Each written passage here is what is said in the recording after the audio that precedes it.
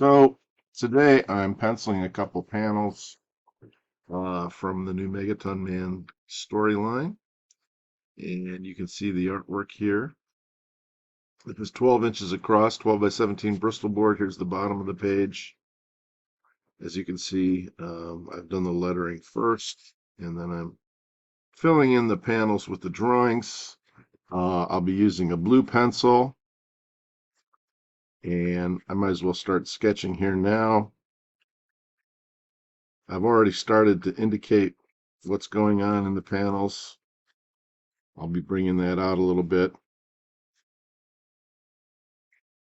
But let's look at the, I'll look at my script in just a moment, just to show you what I started with.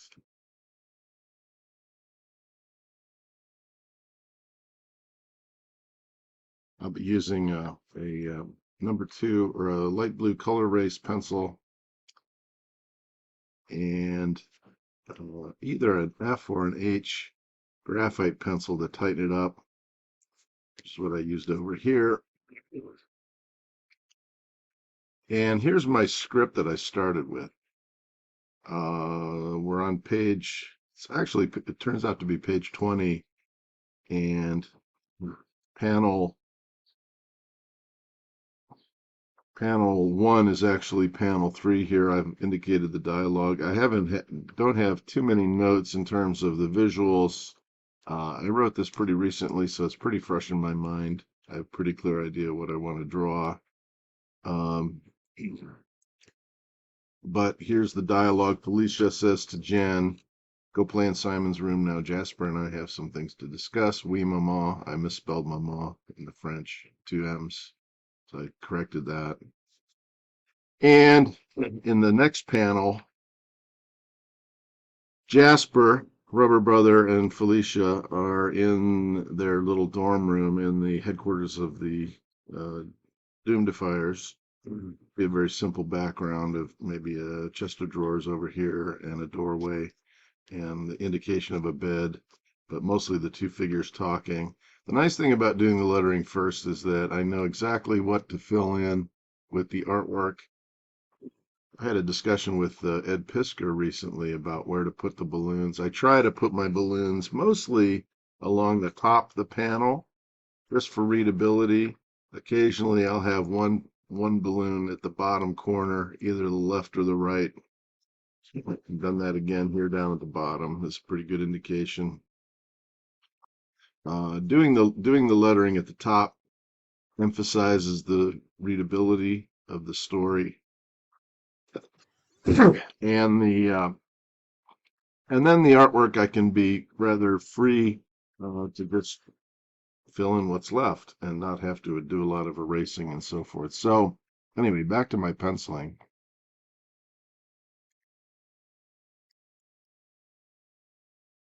And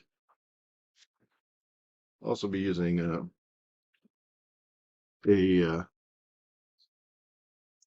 eraser.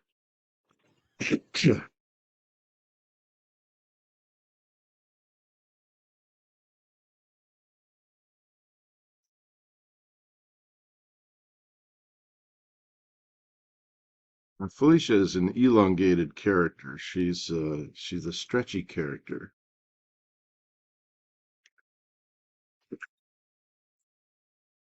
And in fact, we're about to this scene here I'm drawing is a prelude to what will be a flashback to her origin story. There's going to be a lot of origin stories in this new material that I'm working up.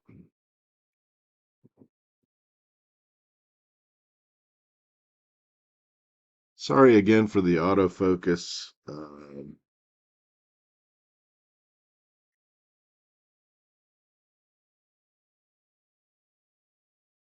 You can see from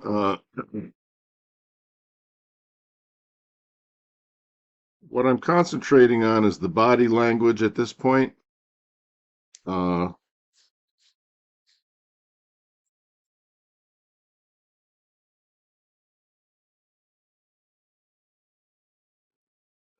trying to establish the characters, their gestures, their general demeanor, as you can see. I don't know how well it's showing up on camera. And what I'm trying to get across here in this panel is Felicia, who's kind of stretching her arms around. She's always kind of indicating, embracing Jen, her daughter. She's very protective of her daughter, so she's kind of stretching her rubber band arms around um,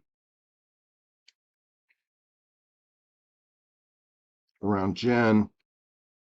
Simon is in the background. He's holding a tray of letters. That's another plot point. So I'm trying to remind the reader of the situation, the relationships, without having to constantly state it in the text.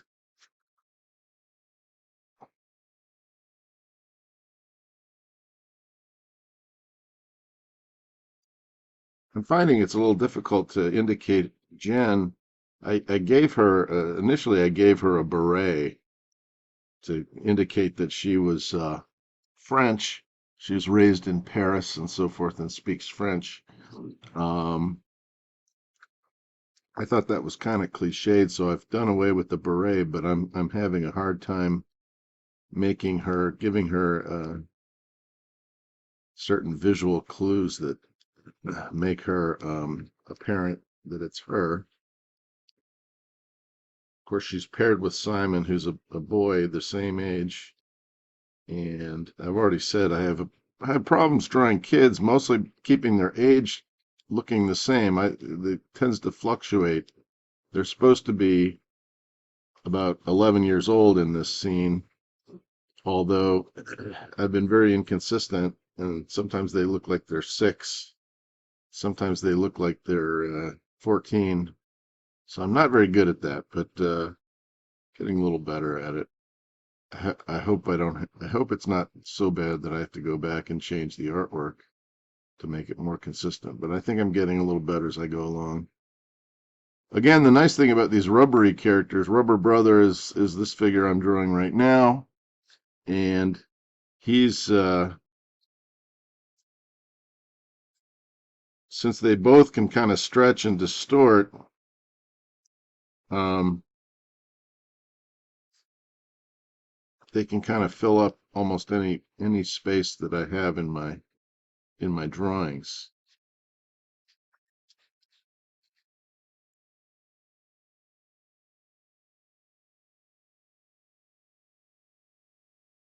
You don't want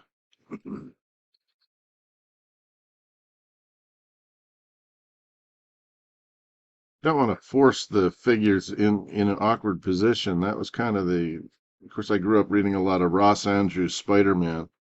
Ross was not my favorite artist, and it was probably because he was constantly trying to squeeze his figures into the panels and coming up with kind of awkward solutions. I find that that's probably been an influence on me. Um, And I don't think Ross had the mastery of figure drawing and anatomy to be able to pull off what he was trying to do. So it came off kind of awkwardly. Um, Hopefully I'm a little better at it. I like to flatter myself to think that I'm a little better at it. Adjust just the focus here. Just a second. Again, apologies for the autofocus. It's constantly shifting around. It's probably bad for your eyes to watch my videos. But you can see as I'm starting to shape up, it's all in light blue at this point. Um, and what I might do, if I can find my pencil sharpener, which I cannot locate.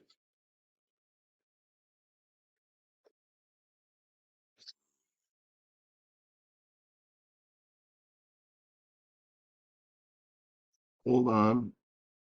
So I've located my pencil sharpener, and so I've tightened or I've loosely drawn in blue pencil. I find that if I sharpen the pencil a little bit, I can get a little bit of a more definite line.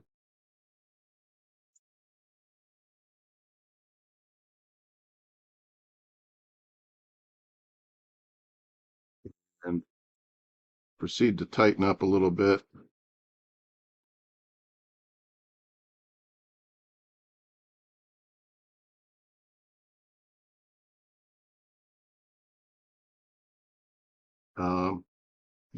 I'm not turning the paper around too much, but I have a fondness for doing that. You will hear some drawing instructors tell you never do that, and I don't listen to them, so you shouldn't listen to them either. A lot of people with rules. There was some idiot remark that I came across the internet recently by some anonymous person who claims to be they're using a pseudonym, but they're claiming to be some powerful person in the comic book industry. You'd have a hard time convincing me that there is such a thing as the comic book industry at the moment, but that's a different discussion. And anyway, this person, who presumably is some kind of editor or writer with years of experience, was taking a pot shot at Alan Moore, which I can't blame him in theory, but he was making the statement, don't ever work like Alan Moore, because if you do, your scripts will be thrown immediately in the garbage, which kind of immediately reminded me of who was it, Antonio Salieri, who you know, never worked like Mozart, never make great music. My problem with Alan Moore is not that his working method is wrong. It's that he doesn't work, at least in regards to 1963 annual. But in any case, people like to make rules. Don't turn your paper around. Don't um, don't draw flat, which is what I'm doing now. My drawing board is very flat, so I can have the camera focus on it, hopefully.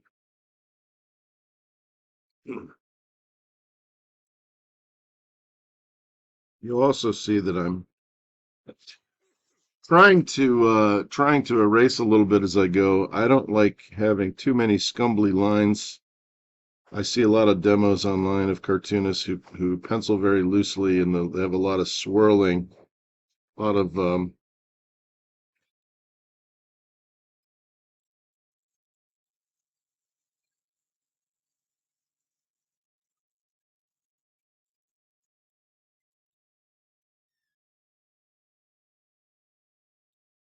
see if we can cut out the lawnmower outside.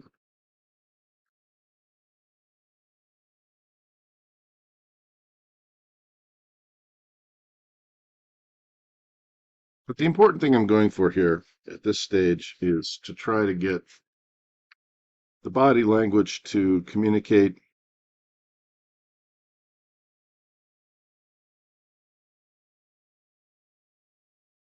And as I said, these rubbery characters are nothing but body language.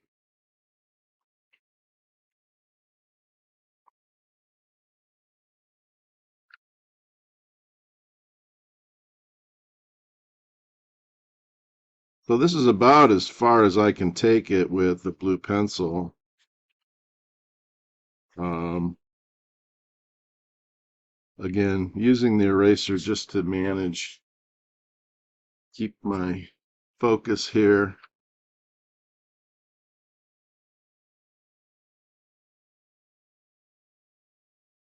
Um, you'll notice that Felicia has suddenly become a little more realistically proportioned here. And the idea is that she starts out, she's rather stretchy, and she's going to have a kind of a tender, quiet moment. So both of the characters who've been stretching around all over the place are suddenly in the privacy of their quarters. They're becoming a little more realistically proportioned. The following page is the flashback, which is a scene from Megaton Man #2. It was never shown in Megaton Man #2 because I didn't think of it at the time. But Felicia is a character who appears in Megaton Man #2. She's a kind of girlfriend of Yarn Man. Then she becomes the girlfriend of Chuck. They run off at the end of the story and go to Paris. And so this is kind of all a backstory, a fill-in of what she's been up to, aside from having a kid, getting married and having a child. But this is her origin story of how she became Distoritia, who is the rubbery, elastic character. So here she is. She's kind of shrinking back to normal proportions, and then she's about to go into her flashback. So this is kind of her default regular appearance. So in this panel that I'm penciling, she's kind of shrinking back to her normal everyday proportions. And she's kind of a slender, willowy girl to begin with, which is how I drew her in the 80s. And she's kept the weight off. Let's just put it that way. So some indication of a doorway in the background. They're inside their quarters now. Chuck has left. The Human Meltdown is packed up and taken his belongings. Might be a little picture frame on the wall, something like that. Get to the background later. Now I'm almost ready to pencil in graphite, so I'll tighten up. And again, I'm looking for not every single detail at this point. I'm not trying to put in every feathering that I'll do. I kind of leave that for the inking.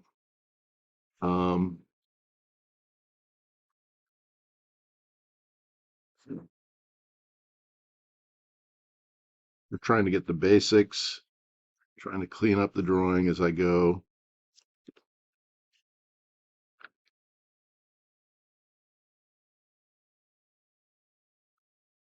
If you want to just have you want to have simple outlines, but you want to have the correct outlines. Cartooning is, of course, a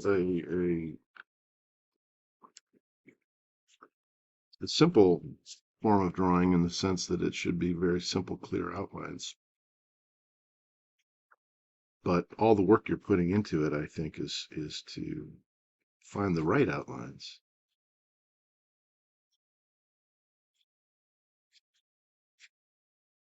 And you'll see as I go along, I kind of turn the paper around to be able to find the most comfortable angle. I use the sweep of my wrist. I tend to draw mostly from the wrist. Drawing like this with your fingers is very painful and arthritic. I try to draw from my wrist, find those curves, those arcs. I like to have a flow to the body language. I find that is more easily accomplished with a freely moving wrist. And there's a lot of arcs, a lot of roundness in my drawing style. There are other artists who use a more triangular approach, a more angular approach. I tend to use arcs and cylinders.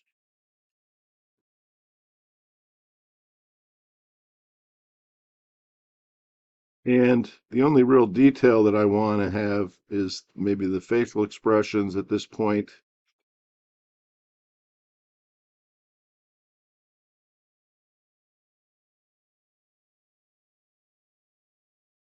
Look of concern on Felicia's face.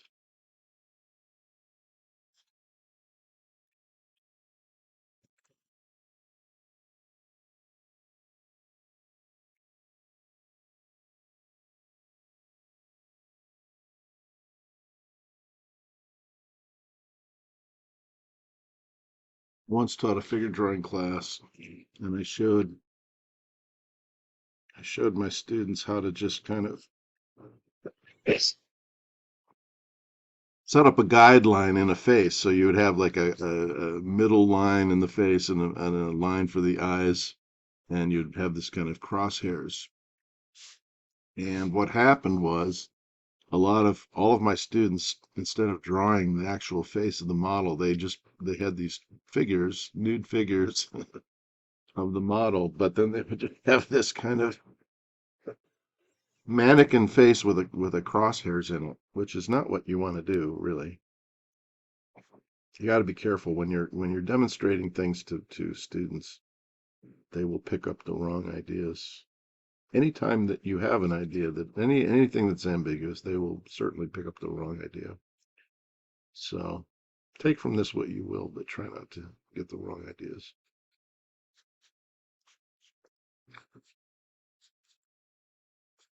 So I'm tightening up with graphite. I don't know if you can see how clearly. I might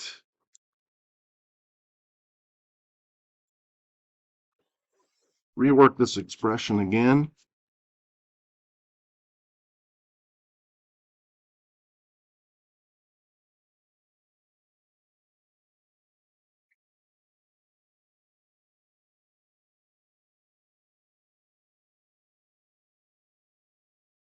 Give her the appropriate. Of course, I'll be inking myself, so I don't have to get it just perfect. I want to leave something to the inking stage. I still want to be drawing when I'm inking. I don't want to be just tracing lines. The worst thing I think, the worst kind of comic book artwork that I think is the result of when the penciling is too tight, all the detail is in the penciling, and then there's really nothing for the inker to do, or nothing for the artist to do,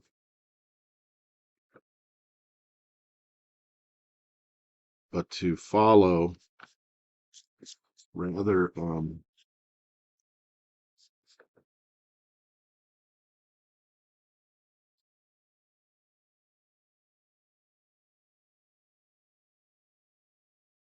those pencil lines and tracing a pencil line, that's too polished and too exact.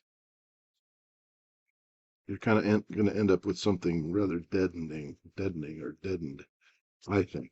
And it's been my experience. So I like to kind of leave it to a point where the structure's all there.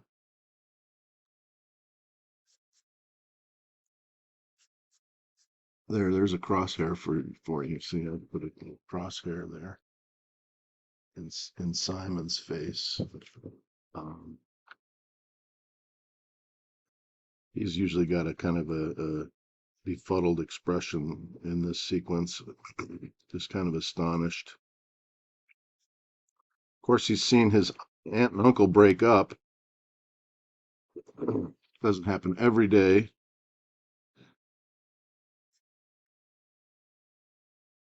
And I can switch it back and forth. I sometimes will go back with my blue pencil. Even after I've started inking, I will sometimes, and I'll show you when I ink, I might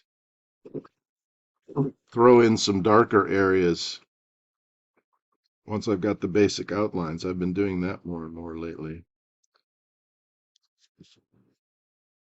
So, and I'm drawing a foot, goes outside the panel. I'll have to white that out when I ink it. You won't be able to tell. And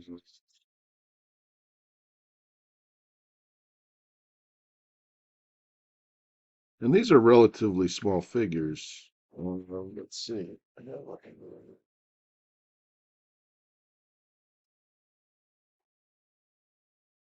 Just to show you, these are only 4-inch tall figures.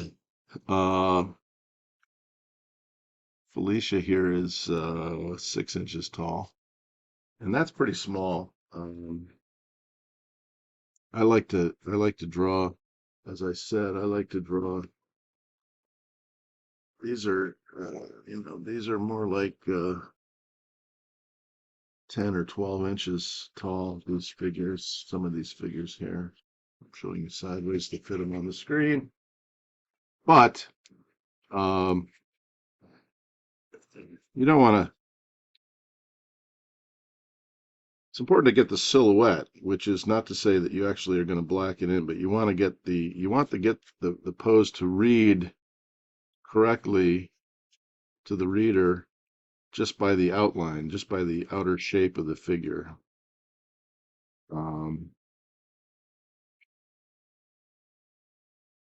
You want the body language to express something.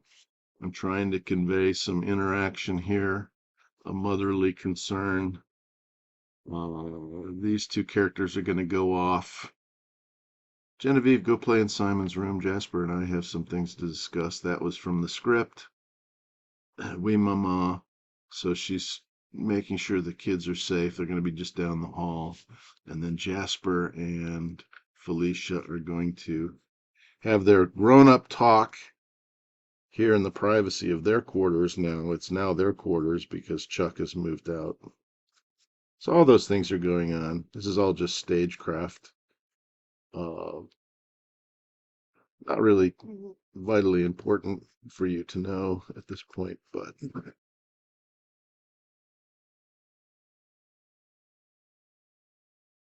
I have a tendency to elongate my necks anyway when I'm drawing the human figure. I don't know why that is. It's always been a problem. We just have to put up with the limitations of your cartoonist, I guess. But, and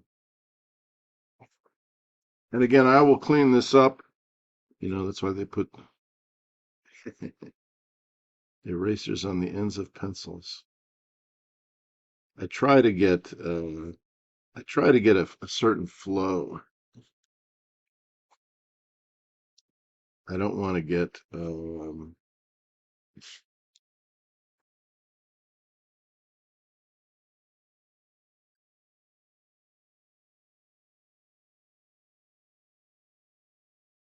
too fussy at this stage.